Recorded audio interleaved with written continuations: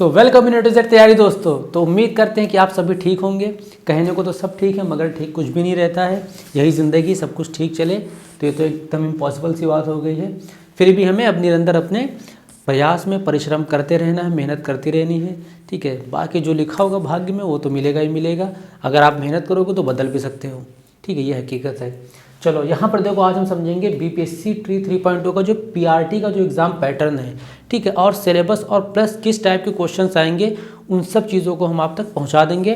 भले digital board ना हुआ लेकिन एडिटिंग बहुत अच्छी है माशाल्लाह से, तो आपको स्क्रीन पर मिल जाएगी वो सब चीज़ें। फिलहाल चलो यहाँ पर हम समझते हैं।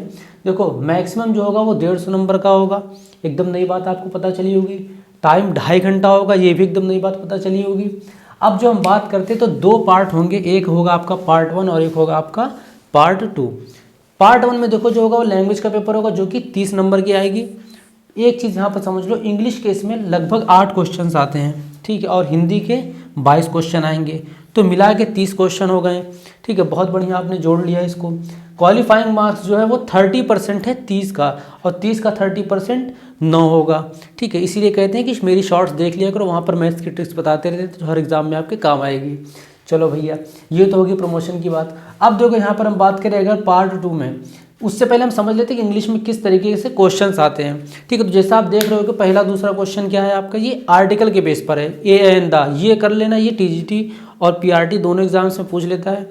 ठीक है, आर्टिकल्स आपको अच्छे से आने चाहिए। प्लस कुछ क्वेश्चंस आप देख रहे होगे स्क्रीन पर जो आपके होम से रिलेटेड हो गए, कि कौन सी चीज़ आपके गार्डन का पार्ट नहीं है या कौन सी चीज़ किचन का पार्ट नहीं, इस टाइप का क्वेश्चन।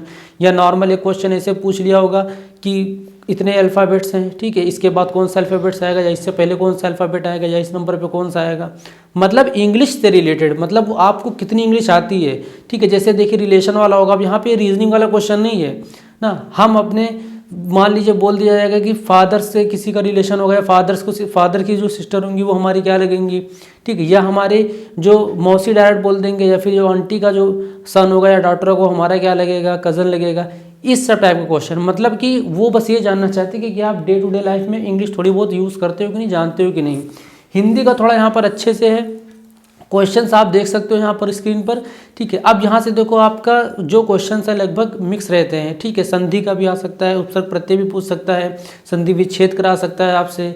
ठीक है, या फिर कुछ ऐसे क्वेश्चंस पूछ सकता है जिसमें आपके जो भी संज्ञा, सर्वनाम या कौन सी संज्ञा है, ठीक है, जातिवाचक है व्यक्तिवाचक है, या नॉर्मल जो ग्रामर होगी वो पूछ लेगा। प्लस आपसे मुहावरे का मतलब पूछ सकता है।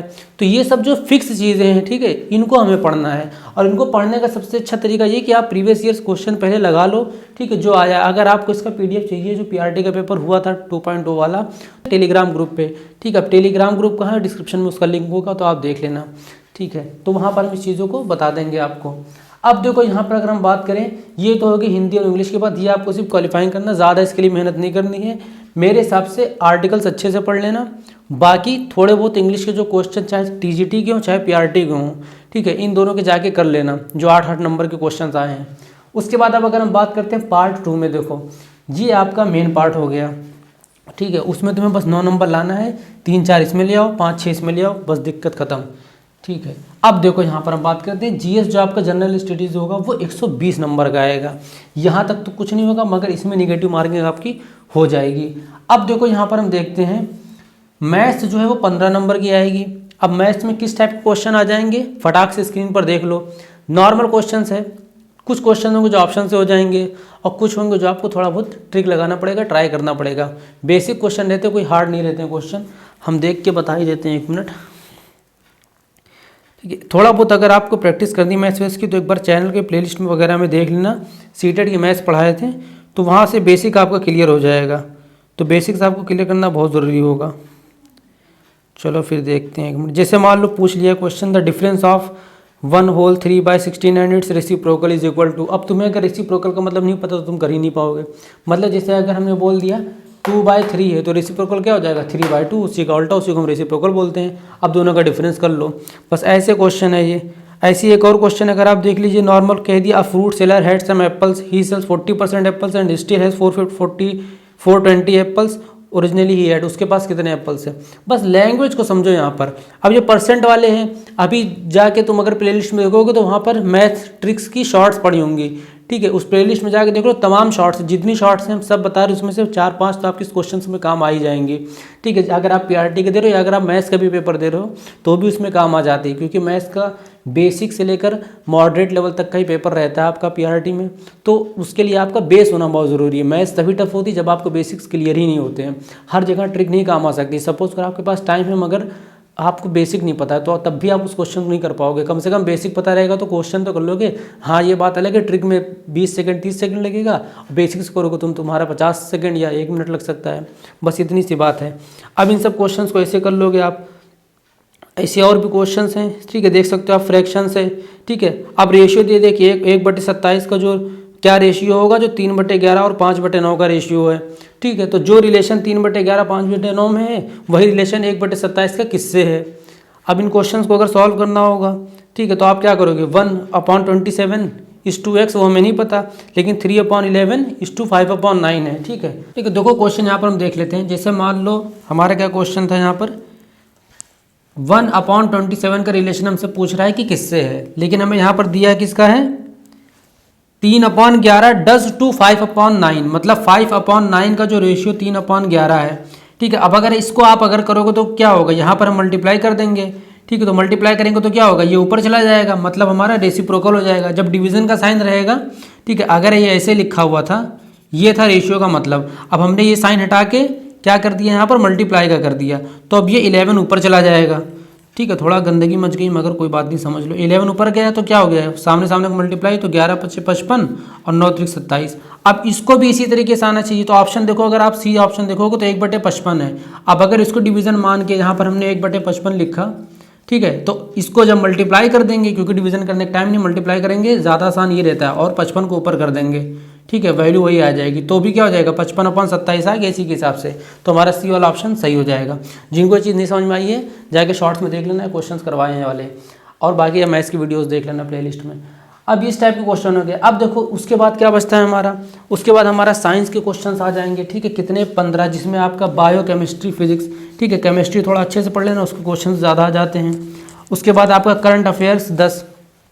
करंट अफेयर नॉर्मल कोई चीज़ नहीं बनी हो, ठीक है, या किसी बोर्ड का कोई नया मेंबर चेंज हुआ हो, इस तरीके से कोई खेल कहीं पर हुआ है, कहाँ हुआ है, ठीक है, या कोई सैटेलाइट या मिसाइल कुछ भी लॉन्च हुई है तो उसका प्रोजेक्ट मैनेजर हेड कौन है, इस सब टाइप के क्वेश्चंस आपको आ जाएंगे। उसके बाद आपका एसएसटी के 65 क्वेश्चन आते हैं, जिसमें आपका हिस्ट्री और ज्योग्राफी से मेनली ज़्यादा क्वेश्चन आते हैं।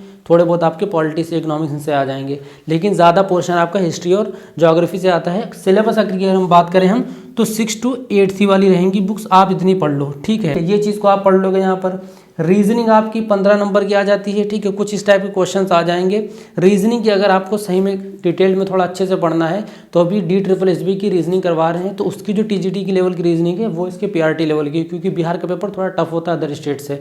ठीक है, इस चीज़ को आप भी समझते हो, अब होने भी लगा है, तो वहाँ पर आप जाके देख सकते हो। अभी हमने 4 क्लास लिया है, अभी क्लास कंटिन्यू हो रही है, तो अगर आप इंटरेस्टेड हो तो वहाँ पर हम कुछ और क्लासेस जोड़ देंगे जो आपके BPSC के काम आ जाएगी, तो हमें बता देना। ठीक है, तो उस हिसाब से हम और टॉपिक्स को वहाँ पर जोड़ देंगे, क्योंकि हमें भी थोड़ा फीडबैक यार मिलेगा, तभी हम आप तक कोई कंटेंट पहुँचा पाएंगे। ना तो कोई टीम है, ना कोई इतना आसान है मेरे लिए, क्योंकि अकेले सब करना पड़ता है, जो हकीकत है।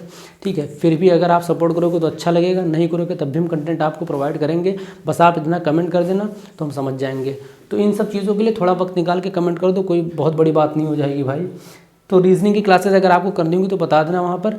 अभी तक जितनी क्लास करके देख लो, फिर यहाँ पर आके क्वेश्चंस को सॉल्व करके तुम देख लेना। एक बार प्रीवियस ईयर ज़रूर लगा लेना। बाकी जिनको पेपर चाहिए प्रीवियस ईयर वो कमेंट कर देना, डिस्क्रिप्शन में लिंक होगा टेलीग्राम। ठीक है, कमेंट भी मत करना, तुम सीधे डिस्क्रिप्शन से टेलीग्राम तक पहुँच जाना। ठीक है, वहाँ पर आप मैसेज कर देना, हम भेज देंगे PDF। चलो फिर यही क्लास है। अब इसके बाद हम TGT का बताएंगे, लेकिन आप अगर PRT दे रहे हो तो काम नहीं है आपका, और अगर आपको दोनों देना है तो फिर आप देख सकते हो।